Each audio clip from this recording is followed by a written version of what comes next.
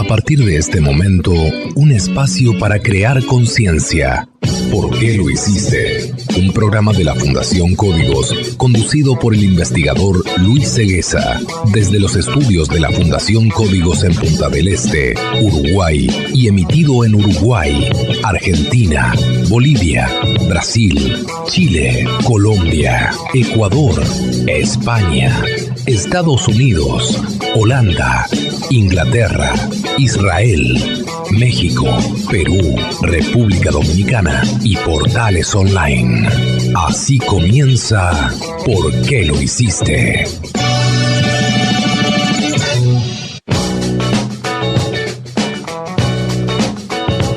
Un placer de volver a estar con todos ustedes aquí en ¿Por qué lo hiciste? Un programa que se transmite desde Punta del Este, República Oriental del Uruguay, desde los estudios de la Fundación Códigos para toda la cadena ECO, 229 emisoras en 16 países. Estás escuchando ¿Por qué lo hiciste? Con la conducción de Luis Cegueza. Como todas las semanas, estuvimos analizando todas las noticias que tienen que ver con el medio ambiente en el mundo y seleccionamos lo más importante para ustedes. Y para ello, vamos con Sonia Marenales a los titulares de hoy.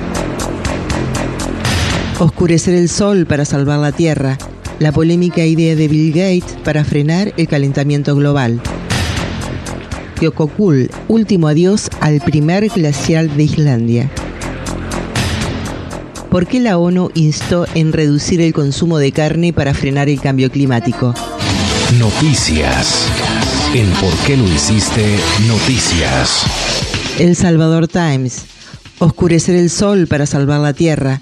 La polémica idea de Bill Gates para frenar el calentamiento global.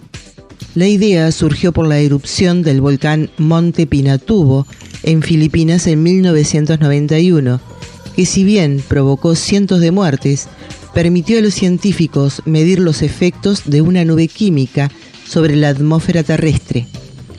¿Puede ser oscurecer el sol la respuesta para proteger a la Tierra del calentamiento global? Nadie lo sabe, pero es la idea que baraja el multimillonario tecnológico estadounidense Bill Gates, quien en conjunto con investigadores de la Universidad de Harvard está buscando una manera, aunque por ahora solo es un plan de tanto descabellado, que busca enviar a la estratosfera diariamente unos 800 aviones gigantes al día para llevar millones de toneladas de polvo de tiza. Una vez ahí, el polvo se dispersaría a 19 kilómetros de la superficie terrestre, creando una especie de escudo o capa protectora, de acuerdo al periódico chileno Publimetro. La teoría postula que esta especie de sombrilla impediría que algunos rayos solares traspasaran el planeta, haciéndolos rebotar y enviándolos de vuelta al espacio. Una vez más, una noticia que realmente nos deja perplejos. ¿Hasta dónde llega la inventiva del ser humano, no? ¿Hasta dónde puede llegar? La idea surge gracias a la erupción del volcán Monte Pinatubo en Filipinas en 1991. Claro, en ese momento, grandes masas de polvo y ceniza fueron esparcidas en la atmósfera debido a la erupción volcánica, y eso le da la idea a este gran empresario norteamericano, Bill Gates, de que de esta manera podemos hacer como una especie de sombrilla o sombrite, como para poder frenar la fuerza del sol y de esta manera contrarrestar de alguna manera los efectos del calentamiento global. Analizamos la idea, lo debatimos en nuestra fundación y llegamos a la conclusión de que la idea no es nada buena, y vamos a explicar por qué. En primer lugar, como hablamos un par de programas atrás, creemos que la solución viene justamente evitando que se siga contaminando la Tierra, no poniendo un parche como en este caso. Ese es el primer punto y creo que es el más importante, porque si nosotros continuamos pensando en cómo frenar, por ejemplo, la fuerza del Sol, estamos equivocados, porque el Sol tiene la misma fuerza desde hace millones de años. Acá el problema no es ese. El problema radica en que teníamos una especie de sombrilla natural que era la capa de ozono y la estamos consumiendo con los motores de combustión. Entonces, el problema no es poner una sombrilla artificial de polvo de ceniza o de polvo de tiza, como dice la noticia, para frenar esa fuerza calórica del sol. Porque de esa manera no solamente estaríamos mitigando de alguna manera algunos rayos calóricos del sol, sino que también estaríamos mitigando otras funciones que tienen otros rayos del sol y también estaríamos apagando algunos sistemas que funcionan con ese poder calórico del sol. No es una buena idea, creo que el ser humano debería tener un poco más de humildad en ese sentido. El ser humano siempre está pensando formas de solución que no afecten los intereses económicos y acá yo creo que lo que importa no son los intereses económicos, sino solucionar este problema definitivamente, porque la vida, no solamente de los seres humanos, sino de los animales también, está en juego y está en peligro. ¿Cómo se soluciona esto? Cortando el problema de raíz. No es haciendo un paraguas de polvo de ceniza en la atmósfera, que después va a traer otros problemas, como ya se han manifestado varios científicos respecto a este tema. Creemos que la solución comienza justamente cuando uno dice, bueno, el problema es este, y esto es lo que hay que quitar, esto es lo que hay que cortar, para que de ahí en adelante pensemos cómo solucionar lo que ya dañamos. No podemos seguir con una máquina como es el motor de combustión que está destruyendo el planeta, poniéndole parches al planeta para que esa máquina siga funcionando. No tiene ningún sentido. Solo el único sentido que nosotros vemos que puede tener es el motivo de seguir haciendo dinero. No hay otra razón por la cual sigan empecinados con este tipo de tecnología que ya tiene más de un siglo de inventada y ahí está todavía. Ahí está funcionando en los vehículos, porque usted ve los automóviles modernos, súper completos, totalmente equipados, cada vez más hermosos, cada vez más silenciosos, y en realidad debajo del capot sigue estando el mismo motor que estaba en los primeros vehículos allá por los comienzos del 1900. Estamos hablando de 1910, 1920. Es el mismo motor que aún está ahí, hace más de un siglo. Sí ha mejorado todo el aspecto exterior del automóvil, pero el corazón, lo que lo mueve, justamente es igual, es lo mismo. Obviamente también ese motor tuvo su evolución, pero sigue siendo el mismo sistema.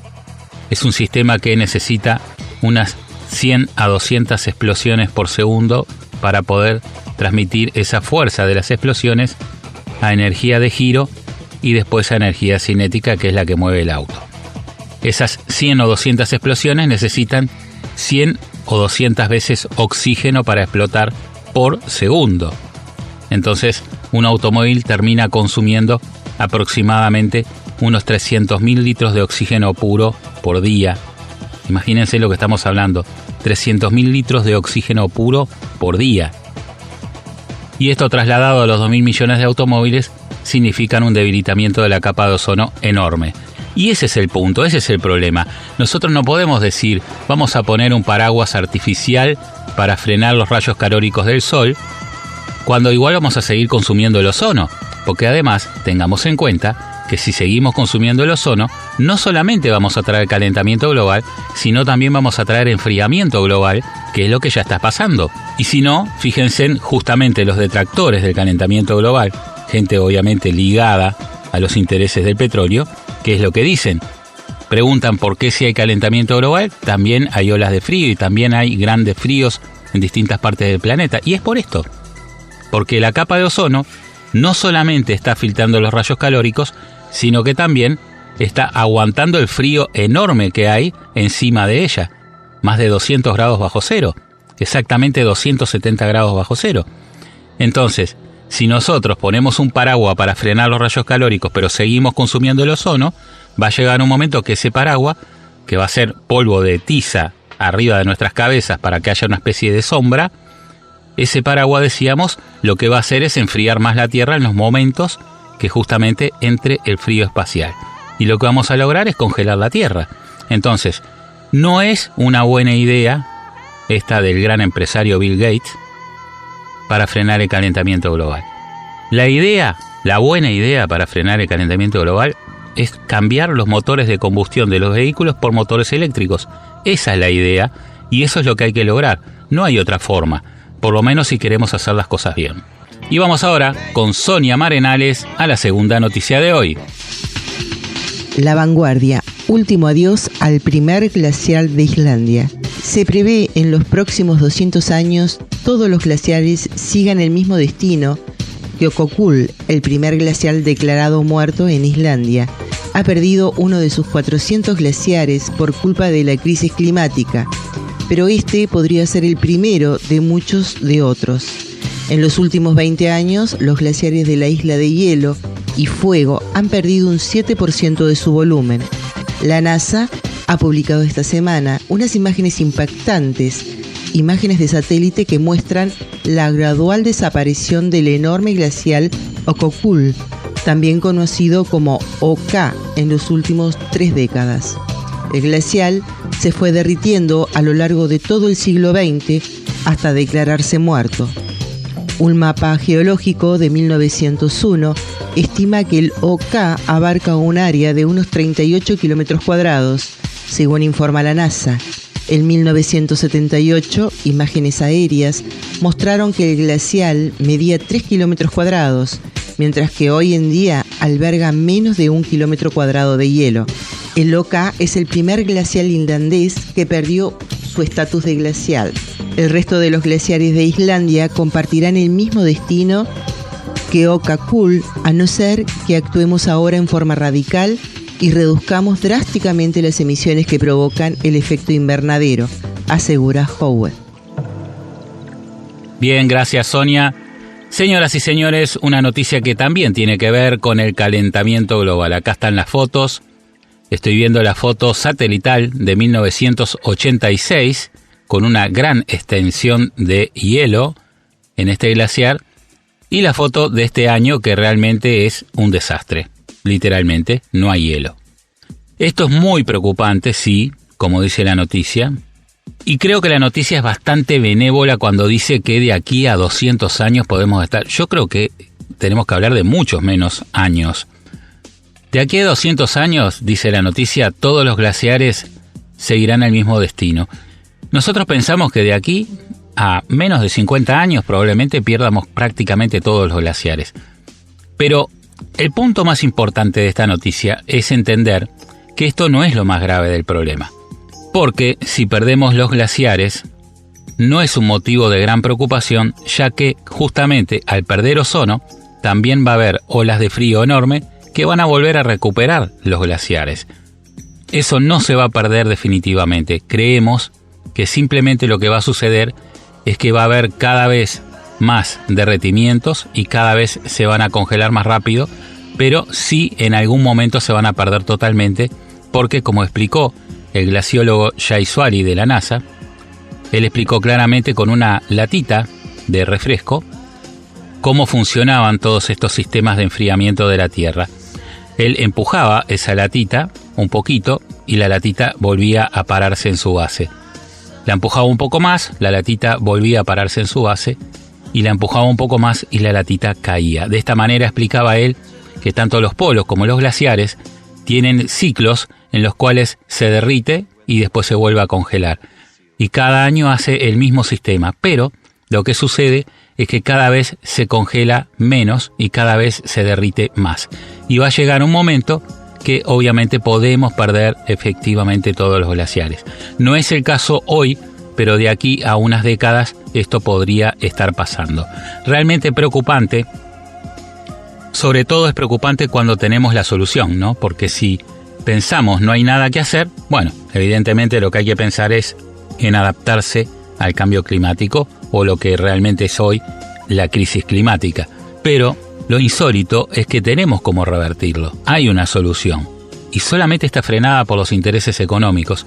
Entonces, esto es lo lamentable de la humanidad, desgraciadamente, porque no nos queda mucho tiempo más para revertir esta situación y sin embargo, las grandes potencias siguen mirando para el costado para no perder de generar ingresos. Entonces, siempre nos hacemos la misma pregunta: ¿qué van a hacer con el dinero cuando no haya que comer o cuando no haya más agua potable. ¿Qué van a hacer? ¿Se van a comer el dinero? Esto es como el rey Midas. Aquí lo que hay que valorar es lo que realmente tiene valor, los recursos de la tierra. Y bien, amigos, llegó el momento más esperado. Llegó Silvina Luna con su espacio Ecovida. Llegó el momento de pensar en vos. Llegó el momento de Ecovida, un espacio conducido por Silvina Luna, Health Coach Internacional, experta en spas, programas de bienestar y nutrición holística. Bienvenidos a un nuevo espacio de Ecovida. Hoy estamos en contacto con Kissy Fuenmayor, Health Coach especializada en salud intestinal, coach en cambio de hábitos, quien se encuentra trabajando actualmente en Kuala Lumpur, Malasia. Hola Kissy, qué bueno estar en contacto. Hola Silvina, ¿cómo estás? De verdad me siento muy agradecida de poder compartir contigo y con todo tu foro de Ecovida un poquito de mis conocimientos de un tema tan importante como lo es la salud intestinal. Kissy, ¿qué es la microbiótica intestinal? Te agradecería que nos hagas un breve informe.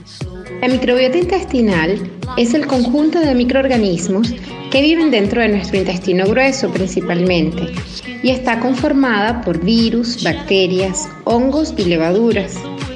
Tenemos una cantidad tan grande de estas bacterias amigables que se habla que existen más bacterias en nuestro cuerpo que humanos en el planeta. Tenemos alrededor de entre 1.000 a 1.200 especies diferentes de estas bacterias amigables viviendo con nosotros. Es decir, que somos aproximadamente un 90% bacterias y un 10% de células humanas. ¿Cuál es la principal función de la microbiótica intestinal? La microbiota intestinal se encarga de diferentes procesos metabólicos en nuestro cuerpo, como la creación de vitaminas, como la B12 y la K, aminoácidos, ácidos grasos de cadena corta, los cuales nos ayudan a regular la inflamación provocada por diferentes patógenos. También construyen la mucosa intestinal, crean neurotransmisores como la serotonina, que es la hormona de la felicidad. Con esto podemos ver la relación que existe entre intestino y cerebro y cómo nuestro estado de ánimo se ve afectado por lo que comemos. Y para mí la función más importante de esta microbiota es protegernos del medio ambiente externo, ya que el 70% de todo nuestro sistema inmunológico se encuentra ahí, en nuestros intestinos.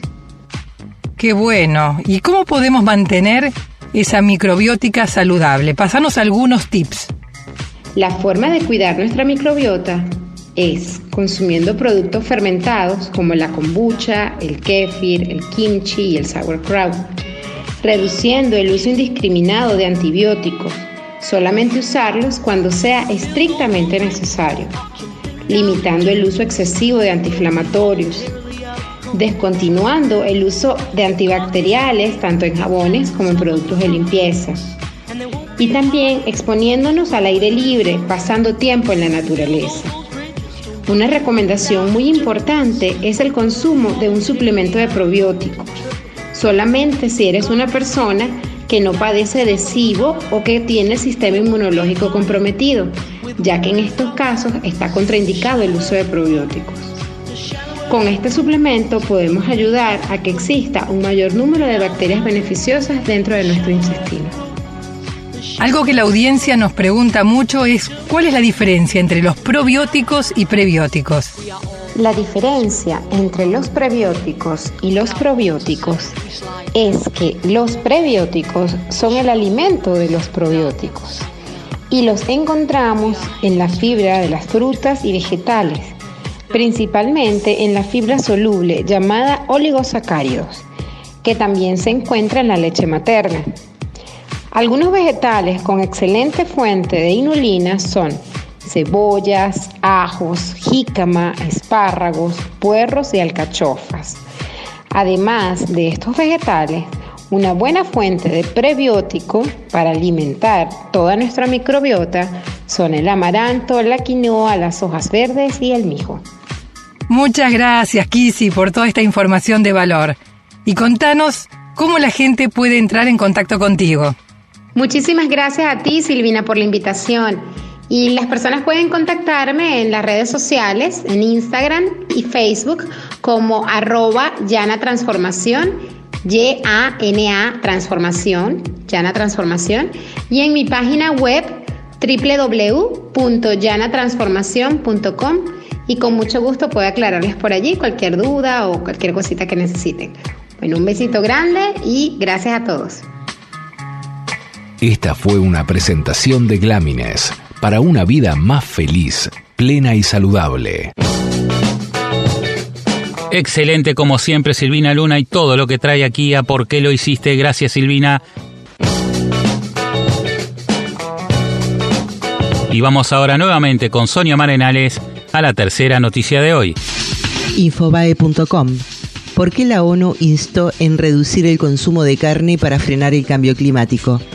El último informe del Grupo Intergubernamental de Expertos sobre el Cambio Climático, de que participaron 3 científicos argentinos, alertó de que es esencial la reducción del consumo de carne, además de medidas en contra de la deforestación y en favor del uso sostenible de la tierra.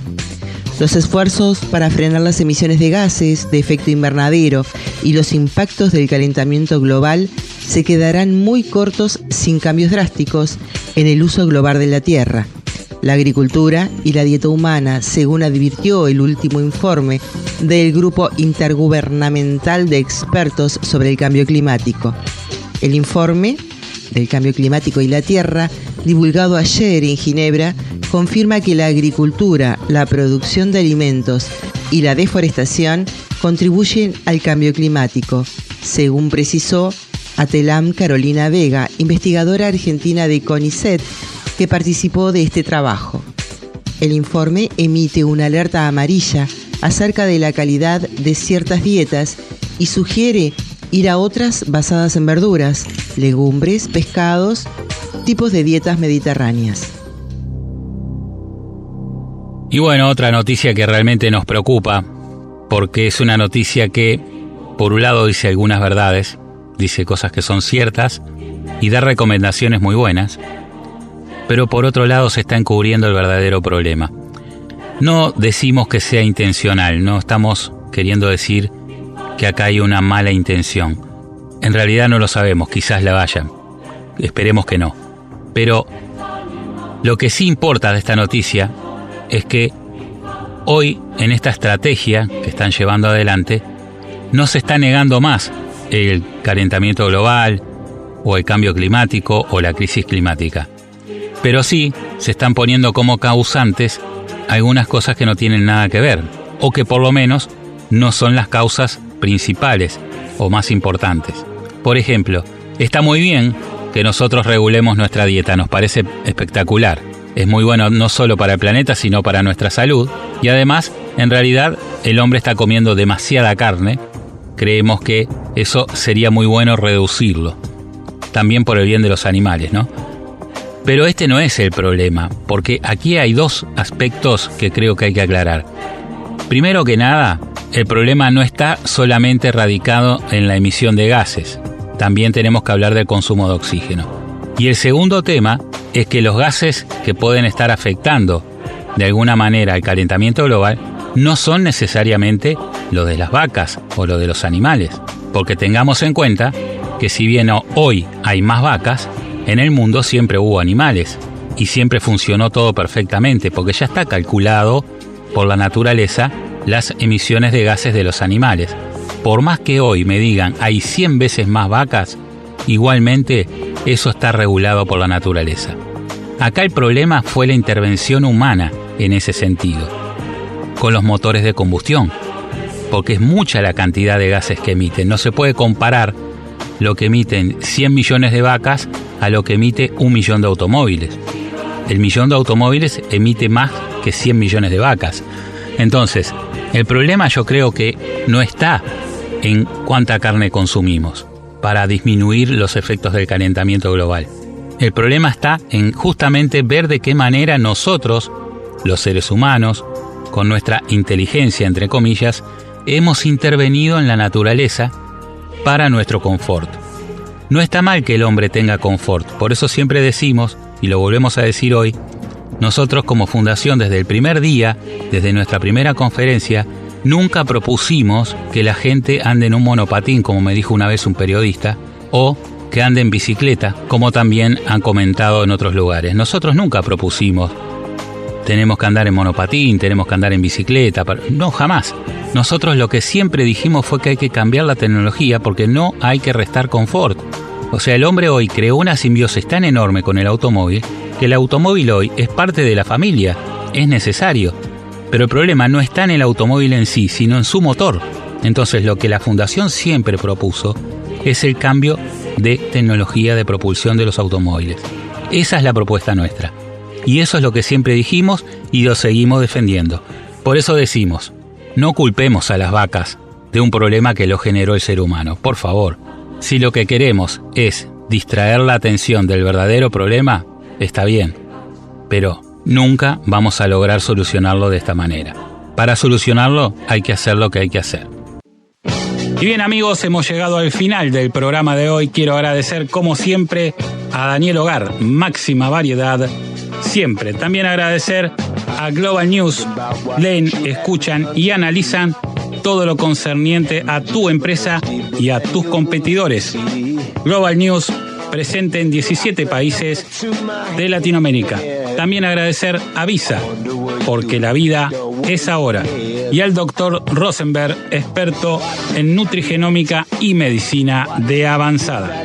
Quiero agradecer como siempre a todos los que integran el equipo de ¿Por qué lo hiciste? A Carlos Ceguesa en los controles, en la selección musical, en la presentación de la misma, a Vanessa Gaspar en Maldonado, a Carlos Acosta en Montevideo, al doctor Gustavo Gavier en Córdoba y a Majo López también en Maldonado.